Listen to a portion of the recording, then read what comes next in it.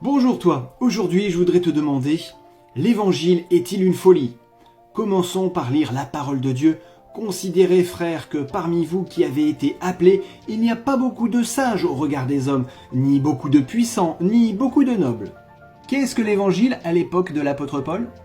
Une religion pour les esclaves, les femmes, les enfants, les rejetés, les battus, les vaincus de la vie.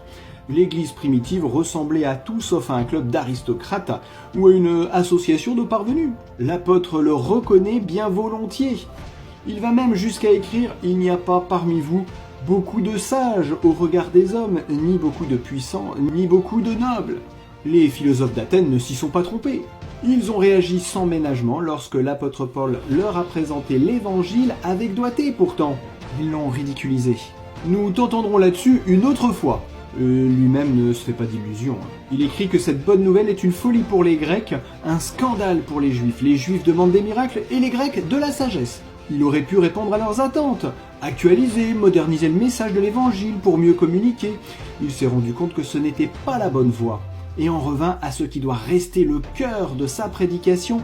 Nous prêchons Christ, crucifié, même si c'est un scandale pour les Juifs et une folie pour les païens. Car comme il le souligne, c'est ce message et seulement ce message qui est puissance de Dieu et sagesse de Dieu pour ceux qui sont appelés tant juifs que grecs. À force d'être tourné en ridicule, conspué par les foules, maltraité par les autorités, il aurait pu, lui, Paul, se demander si après tout cette histoire n'était pas réellement une folie et lui, un fou. Au contraire, alors que tout et tous se liguent contre lui, il affirme avec conviction « Je n'ai pas honte de l'évangile ». L'évangile est une puissance de Dieu, une puissance qu'il a vue à l'œuvre dans sa vie. Bravo! Et moi, est-ce que j'ai honte de l'évangile? Et toi, as-tu honte de tes convictions?